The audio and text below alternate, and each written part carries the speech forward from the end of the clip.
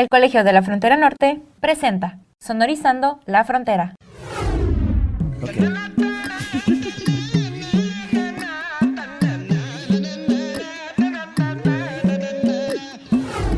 Bienvenidos a Sonorizando la Frontera, un programa que se realiza desde el Departamento de Difusión del Colegio de la Frontera Norte. Yo soy Carlos Martínez y hoy me acompaña Lucero Jazmín López Olivares, estudiante del doctorado en Estudios Culturales del COLEF. Lucero, ¿cómo estás? Muy bien, bien. Feliz por estar aquí. Gracias, Lucero, igual. Es un gusto tenerte aquí. Lucero, como ya para ir como entrando en tu tema de investigación titulado Sanatama Dharma, la identidad religiosa de los migrantes hinduistas que radican en la región Tijuana-San Diego. Yo aquí la pregunta, ahora sí que inicial es, ¿cómo te interesaste en este tema? ¿Qué hay de tus estudios, ahora sí que de maestría, licenciatura, o sea, previos a este tema de investigación? Pues bien, este es un camino largo que inicié desde la licenciatura. Estudié la licenciatura en filosofía aquí en Tijuana, en UABC, y pues la maestría la hice en el Colegio de México, en estudios de Asia y África, con especialidad en el sur de Asia. Y pues a partir de ahí fue que fui interesándome en el tema en el cual me ocupo hoy. Y pues para explicarlo voy a hacerlo mediante 4 puntos. Cuando estudiaba en el Colegio de México tuve la oportunidad de realizar una estancia de investigación en la Escuela de Estudios Asiáticos y Orientales de la Universidad de Londres durante el 2016-17 y estuve estudiando sánscrito e investigando para mi tesis de maestría allá. Sin embargo, creo que uno de los aspectos más importantes de esa estancia fue la vivencia de la cotidianidad, pues así llegué a lo que hoy estudio en el doctorado, de la mano de la doctora Olga Odgers.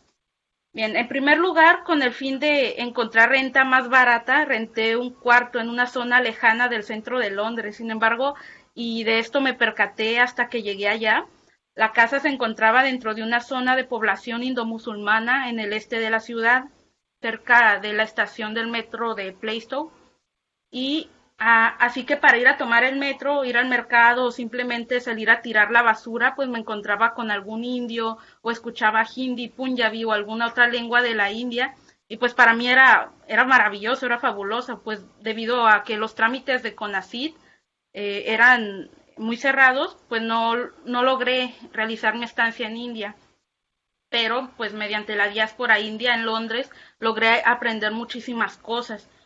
En segundo lugar, también porque gracias a mi fenotipo, pues pasé como miembro de la diáspora allá en Londres.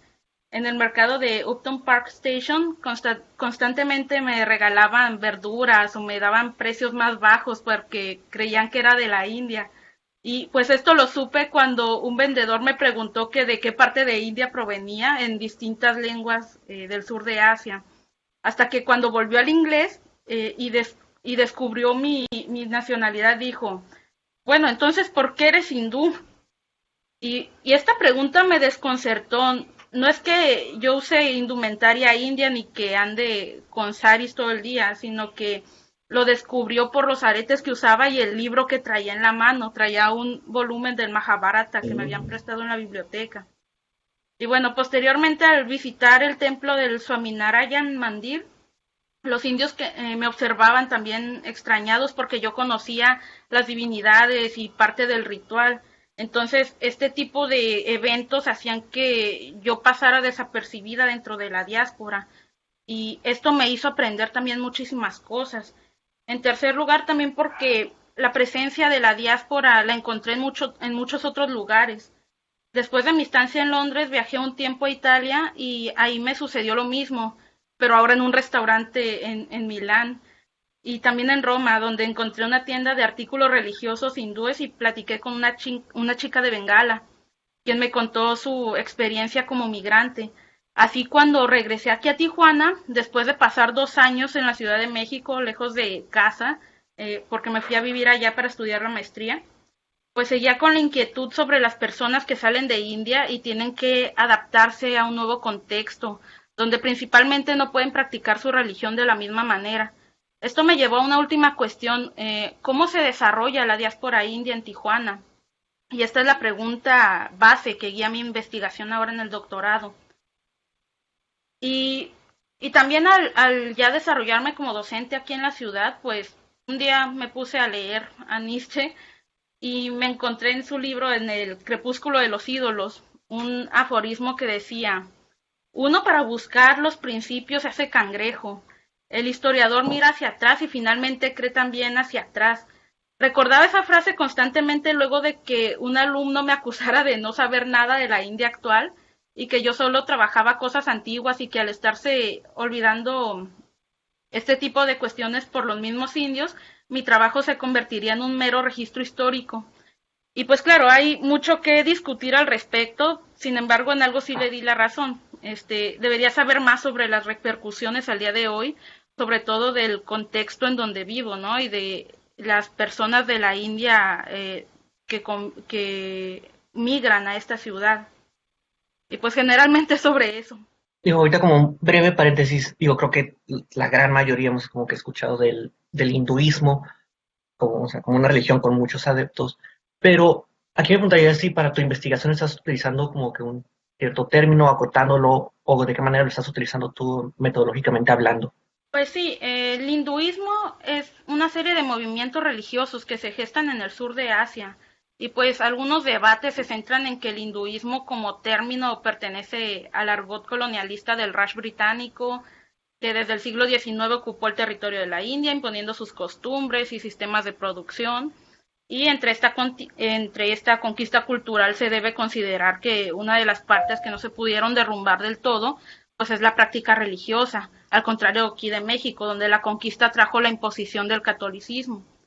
Entonces, así desde la perspectiva europea, el hinduismo engloba la totalidad de movimientos religiosos practicados en la India, en donde en ocasiones no se consideran las características que los distinguen entre sí o se enfocan en el movimiento mayoritario y hegemónico.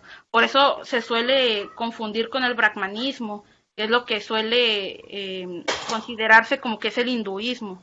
Sin embargo, pues aquí yo retomo dos principales ramas que destacan a los distintos hinduismos de la India. Por un lado, pues tenemos las religiones que siguen la autoridad de los textos sánscritos, y con esto me refiero a los Vedas, a la Bhagavad Gita, Upanishads, etcétera, etcétera, que también se conocen como la tradición ástica, es decir, los que respetan a los Vedas. Y por otro lado, los que niegan el sistema hegemónico y que realizan sus propias prácticas devocionales. A esto se les conoce como movimientos Bhakti o Nástica también. Y pues contrario a la creencia común, el hinduismo puede ser monoteísta o politeísta. Todo depende de la filiación religiosa adoptada, ya sea nirguni, es decir, donde Dios o la divinidad no tiene ninguna propiedad o atributos, o saguni, donde la divinidad tiene distintos atributos, sobre todo antropomórficas, y que es las que comúnmente vemos por ahí en estatuas o en imágenes, y que son relacionadas con un hinduismo. Ya. Pero así como, Lucero, ya entrando así como que más ahora sí en tu tema de investigación, digo, personalmente aquí en Tijuana lo ubico como un restaurante que es atendido por personas de la India y que además de comida ofrece como servicios para como un consulado honorario, por así decirlo. Y a mí me intriga, o sea, cómo es que, una, se organizan pues los migrantes en esta región Tijuana-San Diego, porque cuando he ido a este lugar, o sea, escucho un poco de inglés, pero más otro tipo de idiomas que no son el español. Te preguntaré cómo está el panorama, las dinámicas y pues también cómo se construye y se mantiene una identidad religiosa pues tan lejos de su lugar de origen, por así decirlo. Pues sí, bueno, en primer lugar, el concepto de identidad pues no constituye un estado fijo, sino que la identidad implica un continuo proceso de construcción. Ahora, para la diáspora india, la religión configura uno de los elementos culturales más importantes, no solo la de aquí de Tijuana, sino de todo el mundo, pues forma parte integral de la vida civil o incluso del Estado, aunque desde hace varios años se ha intentado formar un Estado secular en la India, y pues así tenemos que el brahmanismo todavía mantiene una presencia importante dentro de la vida civil que se traslada hasta otros países y que además suele ser fomentada desde la política que existe hoy en día en la India. Entonces, considerando que los estratos más bajos no son los que suelen migrar, y con esto me refiero a las castas bajas, a los intocables y demás, eh, pues el brahmanismo todavía mantiene una presencia importante dentro de la vida civil y pues se traslada hasta otros países. Y que además son generalmente personas académicamente preparadas las que logran ser contratadas en empresas de otros países, y es así como logran trasladarse, por ejemplo, aquí a México y hasta Tijuana. Entonces, de esta manera encontramos un choque, pues la religión hegemónica en el país de origen ahora configura una minoría más. Entonces, así tenemos que cómo se enfrentan en algunas ocasiones hasta discriminación, porque así la salida pues es continuar con la religión en el hogar o mediante otros movimientos religiosos que compartan los valores dármicos, como puede ser el movimiento ISKCON, o mejor conocido como los Hare Krishna en todo el mundo. Y sobre todo mediante los actos cotidianos. Esto es un punto con el cual también yo recuerdo mis episodios en la estancia en Europa, que me ayudó a encontrar la orientación metodológica de la religión vivida, de la mano de autores como Meredith Maguire, Robert Orsi o Nancy Ammerman, como recomendaciones de mi directora de tesis. Entonces, aquí en Tijuana, al encontrarse en frontera, pues se ven algunos fenómenos diferentes a los de otras diásporas. La diáspora india que vive en la ciudad es muy pequeña, pero va en crecimiento. Aproximadamente viven 5 familias que provienen de distintos lugares de la India, principalmente de Nueva Delhi. Sin embargo, su conexión con la diáspora de San Diego es importante, pues si bien en Tijuana pueden asistir al templo ISKCON cada semana, en San Diego existen templos más específicos de cada tradición, por lo que si en Tijuana es posible recrear el festival Ratha Yatra, por ejemplo, de Orissa, no es posible festejar el Diwali que se celebra en Miramesa, en San Diego.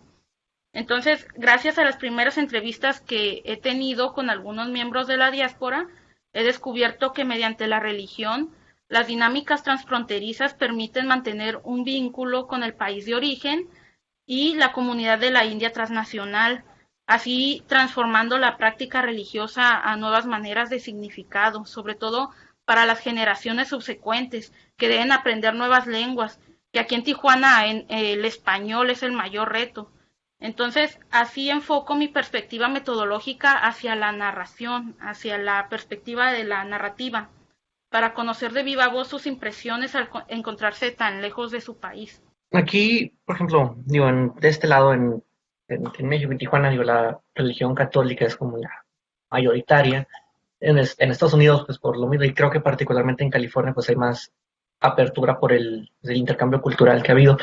Pues yo preguntaría aquí, o sea, si la comunidad pues, migrante de la India, los hinduistas, sufren o se tiene registro de que sufren de algún tipo de discriminación por parte, pues, ya sea de Tijuana o en San Diego, y de qué tipo sería.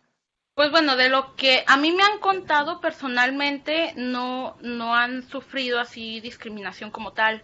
Sí ha aparecido, por ejemplo, en noticias o en internet, que también tienen su debida credibilidad cuestionable, pero al menos a las personas que yo he entrevistado me han dicho que aquí en Tijuana los han recibido muy bien, que principalmente al llegar aquí a la ciudad se han afiliado a otro tipo de fe, por ejemplo a los cristianos o a los católicos, porque la fe es muy semejante, sobre todo aquí en México.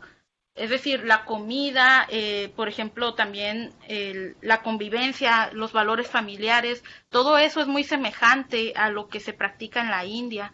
En el caso de Estados Unidos, pues ya hay una diáspora mucho más establecida y con muchas más personas, que como mencionaba hace rato, aquí en Tijuana tenemos solo 6 familias, pero hay personas que ya están viniéndose para acá porque las maquiladores de la ciudad pues contratan a muchos ingenieros indios y si bien algunos se regresan a la India, hay otros que sí se quedan. Y pues son estas personas que se quedan las que ya van configurando la práctica ritual, religiosa, cultural, que va a ir forjando el camino para los demás que vienen llegando.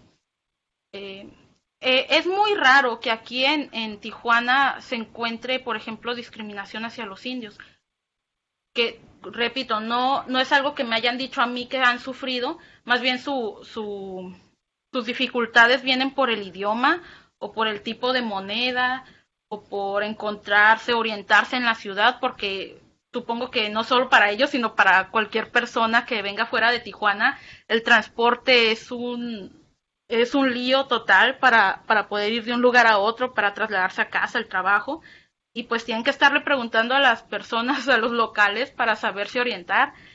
Me contaba un señor que vive aquí en Tijuana, que viene de Delhi, que al llegar tenía que estarse anotando todo en la mano, así en español, sílaba por sílaba, cómo tenía que pedir la parada, qué billetes tenía que usar, cuánto era lo que tenía que pagar en monedas, porque si no pagaba en monedas no sabía cuánto era lo que debía pagar, y a veces sí el taxista pues se quedaba con cambio de más o le cobraban de más cuando se daban cuenta que era extranjero.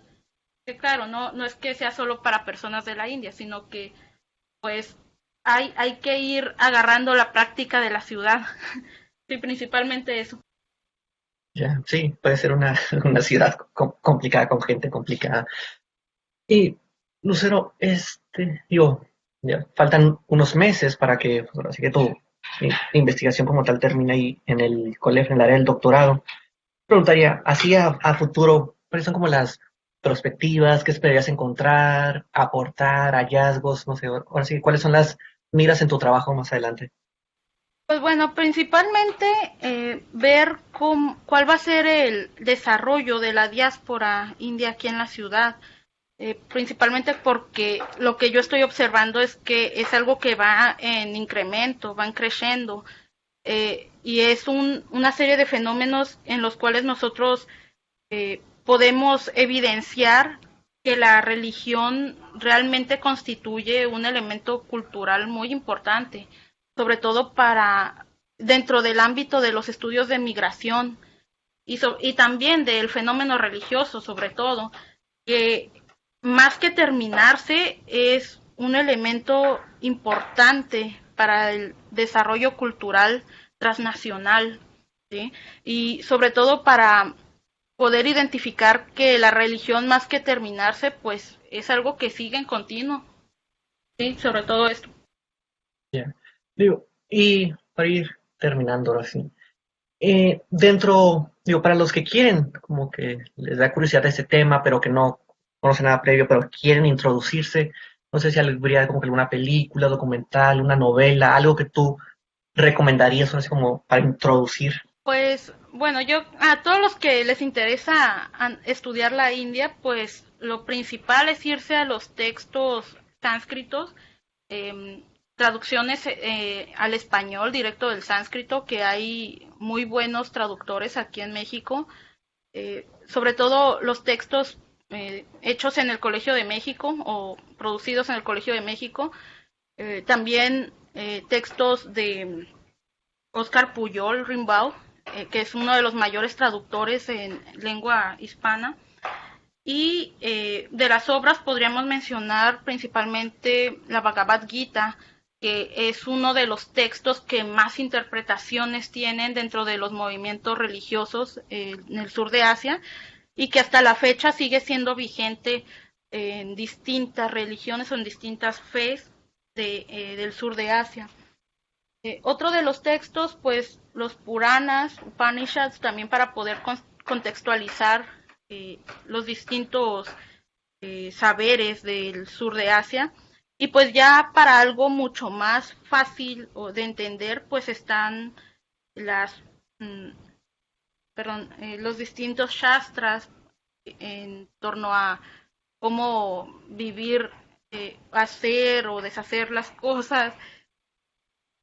El Gita Govinda, por ejemplo, que es un texto devocional muy bello y muy cortito, es una serie de canciones.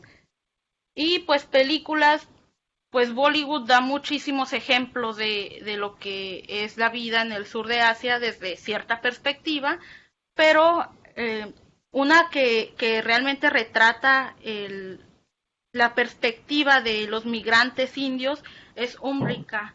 Está en las distintas plataformas online, pero Umrika con Surya Sharma es una buena mirada sobre la migración india y las perspectivas dentro de la misma India sobre aquellos que se van. ¿Mm? Y, y tú dentro, ya ahora sí para tu investigación, ¿no? Desde una perspectiva más académica que estés diciendo, si tu bibliografía, ¿qué, qué estás utilizando? ¿Dos, tres autores? Bibliografía, pues muchísimos autores estoy utilizando, pero respecto a alguno en específico, ¿te refieres? Sí, sí, sí. Pues metodológicamente hablando, pues estoy utilizando la perspectiva de la religión vivida, ¿sí? De Nancy Ammerman y la Escuela Francesa de Estudios sobre el Fenómeno Religioso, sobre todo con Hervieux Leger y con Robert Orsi, son principalmente con ellos. Y claro está, desde la indología, pues estoy retomando a mis antiguos profesores como David Lorenzen, Benjamín Preciado o, o Ishita Banerjee, que son también desde donde estoy tomando las bases para hablar sobre el subcontinente indio. Listo. Pues Lucero, muchas gracias por estar hoy con nosotros. ¿Algo más que quisieras decir a quien nos está escuchando?